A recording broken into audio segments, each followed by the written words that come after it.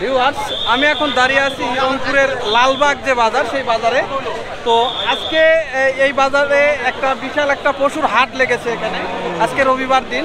তো দেখেন এই লালবাগ হাটের যে সবচেয়ে যে বড় যে গরুটা, সেইটা এটা। তো দেখাবো আপনাদেরকে এই গরুর দাম কেমন, কোথা থেকে আসছে এবং এই গরুটার নাম কি, কত হলে উনি বিক্রি করবেন, সব কিছুই এই ভিডিওর মাধ্যমে আপনাদের সামনে তুলে ধরবো। দেখেন, আমি যদি এই গরুর পাশে যাই, গরুর যে এই যে চুট বলে এটাকে, চোয়াল যেটাকে বলতেছে, সেটা কিন্তু আমার চেয়ে উপরে, মানে লম্বায় তো আমার সমান দুটা হবে। আর এটা কিন্তু অনেক বড় একটা গরু। তো এই বাজারের যে সবচেয়ে যে বড় গরু সেইটা এইটা। তো দেখি আমি যারা এই গরুটা এই বাজারে আনছেন তাদের সামনে একটু কথা বলা যায় নাকি তাদের সাথে, আপনাদেরকে একটু জানাই। গরুটা কি আপনার আনছেন? কোথা থেকে আনছেন এই গরুটা? এই গরুটা হলো লাহিরের, রংপুর লাহিরের হাট থেকে। লাহিরি হাট থেকে? আমার খামারের। এটা কি জাতের গরু? এইটা আসলে আপনার বড় দেশালের সাথে অঙ্গজির মানে ক্রস ব্রিড এরকম কিছু একটা আর কি। এটা ফ্রিজিয়ান না, আবার শাহিওয়াল না। এটা চামড়া একদম দেখেন পাতলা। 850 কেজি এটা লাইভ ওয়েট, 8 দাঁত। আচ্ছা, আমরা এখানে 850 কেজি রংপুর উত্তরবঙ্গ দেখে আমরা মানে 6 লাখ টাকা দাম চাচ্ছি। দেখা যাচ্ছে যে হলো আসলে যারা সুনামধন্য খামারি, যারা উচ্চ বংশের গরু বিক্রি করেন, তারা সাধারণত এইরকম 2 দাঁতের গরু 700-800 মানে কেজি হলেই তারা 7 লাখ 8 লাখ টাকা চান। আমরা তো ওই পরিমাণ, আমরা দেখেন একদম রুট লেভেলের খামারি, আমরা তো ওইরকম দাম চাইতে পারি না। তারপরে এখানে কাস্টমার আলহামদুলিল্লাহ বলতেছে আসানো সব 4 লাখের উপরেই বলতেছে।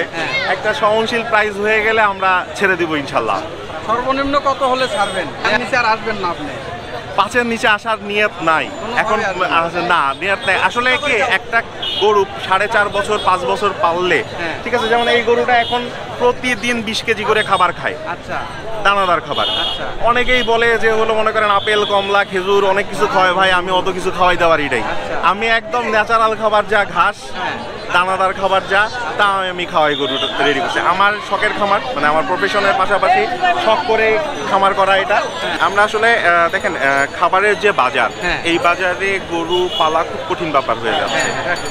এবং উত্তরবঙ্গে রমজানের পর থেকে টোটালি আসলে গরু তেমন বিক্রি একদম কমে গেছে বাহিরের পাটে। আমরা উত্তরবঙ্গে যারা খামারে গরু রেডি করে তারা সাধারণত ঢাকা, চট্টগ্রাম, সিলেট এদেরকে কেন্দ্র করেই রেডি করে, কিন্তু সেই অনুযায়ী আসলে এবার পার্টি আসেনি, যার জন্যে বাজারটা অনেক ডাউন। যদিও বলছে অনেকেই অনেক কথা, কিন্তু আসলে 5ই আগস্টের পর এত বড় একটা ঘটনা হয়ে যাওয়ার কারণে অর্থনৈতিকভাবে একটা বিশাল বড় একটা চাপ সৃষ্টি হয়েছে। এটা একটা প্রভাব এর মধ্যে পড়েছে। দ্বিতীয় নম্বর বিষয় হলো, যদি আপনি একটু ভালো করে চোখ কান খোলা রেখে দেখেন যে আমাদের এখানে লালবাগের মতো জায়গায় আজকে 15 বছর পর বা 14 বছর পরে মানে সাদা বলদ উঠেছে, তার মানে বাহিরের গরু ঢুকেছে। যদি বাহিরের গরু ঢুকে তাহলে আমরা খামারিরা টিকবো কিভাবে? একদম, আপনারা তো মাঠে মরে যাবেন। একদম বাস্তব কথা যেটা। মায়ানমারের গরু ওয়ান কাইন্ড অফ আমাদের দেশি গরু একই রকম দেখতে, বোঝা যায় না। তো এই গরুগুলো যারা নিয়ে আসতেছে বা আসতেছে কোনো না কোনোভাবে, সরকারের এটাতে কঠিন নজরদারি করা উচিত। কারণ উত্তরবঙ্গে আলু, গরু এটা একটা অর্থনৈতিক ফসলের মতো একটা হিসাব। তো আসলে সারা বছর অনেকেই গরু পালে, একটা গরু বিক্রি করবে এই আশায়। সে যদি ঈদের আগে দামটা না পায় তাহলে তার জন্য আসলে এটা খুব কষ্ট। আচ্ছা, এই যে গরুটা, এটা কতদিন বয়স এই গরু? এই গরুর বয়স হলো 5.5 বছর। 5.5 বছর? হ্যাঁ। আপনার পার ডে কত টাকার খাওয়াতে হয়? এখন আমি যেহেতু একটা নিজের খাবার তৈরি করে খাওয়াই, এই খাবারটা 48 টাকা করে কেজি পড়ে, 48 থেকে 49 টাকা করে কেজি পড়ে। আচ্ছা, মিক্সচার করার পরে গড় এভারেজ হিসাবে, বা কখনো কখনো 55 টাকাও পর্যন্ত পড়ে যায়, বাজারে দামের উপর নির্ভর করে। তো আসলে যদি খাবারের বাজারটা এবং ঔষধটা যদি কম প্রাইসের মধ্যে চলে আসতো তাহলে গরু লালন পালন এই শিল্পটা দাঁড়ায় থাকবে। দেখেন, আমি তো আপনাকে বলতে পারতেছি না ভাই এটা উচ্চ বংশীয় গরু, এই বলে আপনার কাছে আমি তো বেশি দাম চাইতে পারি না। আচ্ছা, এখন আপনার খামারে এই ধরনের গরু কয়টা ছিল? এই খামারে আমার এই ধরনের গরুগুলোকে আমার কাছে মানে বিভিন্ন কালেকশনের গরু ছিল। ফ্রিজিয়াম ছিল, আমার ঘরের বাছুর ছিল, দেশাল ছিল, সব শেষ হয়ে গেছে। এই একটা লাস্ট, এটা আমি সব খামার থেকে বিক্রি করছি। হাটে নিয়ে এসে একটা বিক্রি করার শখে এই গরুটা রেখেছিলাম। এখন তো দেখতেছি আপনার এখানে কাস্টমার ভালোই চাপতেছে, একটু দাম হয়তো কম বলে, দাম কম। মনে হয় আজকের মধ্যেই তো মনে হয় সেল হয়ে যেতে পারে ইনশাল্লাহ, আল্লাহ রহমত যদি করে। আমি এখানে একটা ফ্যাসিলিটি দিচ্ছি, সেটা হলো আমার খামার যেহেতু শহরের মধ্যে, কেউ যদি আমাকে ফুল পেমেন্ট আজকে করে দিয়ে যায়, আমি ঈদের আগের দিন তাকে গরু ডেলিভারি দিয়ে দিব নিজ খরচে, এবং এই খাওয়ানোর খরচটা সম্পূর্ণ আমার। আমি যেহেতু সব করে খামার করি, আজকেও যা খেয়েছে কালকেও তাই খাবে সে। এটা তো খুবই ভালো একটা উদ্যোগ নিয়েছেন যে এত বড় একটা গরু লালন পালন করা সম্ভব না, সে শুকায় ফেলবে গরুটাকে, আমার কষ্ট লাগবে। আর যদি কেউ মনে করে যে আজকে সে ডেলিভারি নিয়ে যাবে, তাহলে আমি তাকে 2 দিনের খাবার দিয়ে দিব। আচ্ছা, যদি কেউ নিয়ে যায়, তাহলে আমি তাকে 2 দিনের খাবার সন্ধ্যার মধ্যে তার বাসায় পৌঁছায় দিয়ে দিব। খুবই ভালো উদ্যোগ এটা। এটাকে প্রতিদিন তো গোসল করাতে হয় না? 2 বেলা থেকে 3 বেলা গোসল করানো হয়। এরে বাপরে, আর ফ্যান তো সব সময় ফ্যান। এই যে রাবারের এখানে দেখেন, এখানে থাকতে ওর কষ্ট হচ্ছে, ও যে রাবারের মানে ম্যাটটার উপর থাকে সেটারই প্রাইস অনেক, কারণ অনেক ভারী ম্যাট দেওয়া হয়। এটার ওজন কয় কেজি বলতেছেন? 850 প্লাস। 850 প্লাস। তো ভিউয়ার্স দেখেন, এবারে এই লালবাগ যে বাজারে সবচেয়ে যে এর মতো মোটা ঘাড়ালা গরু এবং কত শান্ত। হ্যাঁ, একদমই শান্ত দেখতেছি। ওইভাবে যে কাউকে ঘুষ মারা বা কিছু করা, বিশাল একটা গরু দেখেন, বিশাল সাইজের। আর আশেপাশে দেখেন প্রচুর লোক ভিড় করতেছে এই বড় গরুটিকে দেখার জন্য।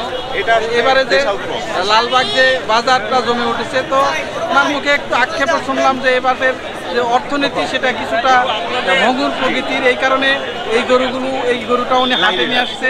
তাছাড়া এই গরুকে প্রতি বছর কিন্তু ওনার হাটেও নিয়ে আসতে হতো না, ওনার খামার থেকেই সরাসরি বিক্রি হয়ে যেত। দেখেন বিশাল একটা। আর এছাড়া উনি যে সুযোগ সুবিধাগুলো দিচ্ছে, এটা তো আপনারা শুনলেন যে গরুটা আপনি কেনার পরে তার যে ফার্ম আছে, ফার্মেই আপনি রাখতে পারবেন।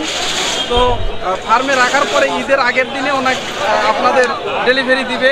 ডেলিভারি নিয়ে কোনো প্রবলেমে আপনাদের পড়তে হবে না। বিশাল সাইজের একটা গরু দেখেন। আমি ছাড়াও প্রচুর যারা ভিডিও করতে এসেছে হাট বাজারের, তারা এই গরুটাকে ভিডিও করতেছে। বিশাল একটা গরু, উনি মানে প্রচুর লোকজন এই গরুটাকে দেখতে আসছে।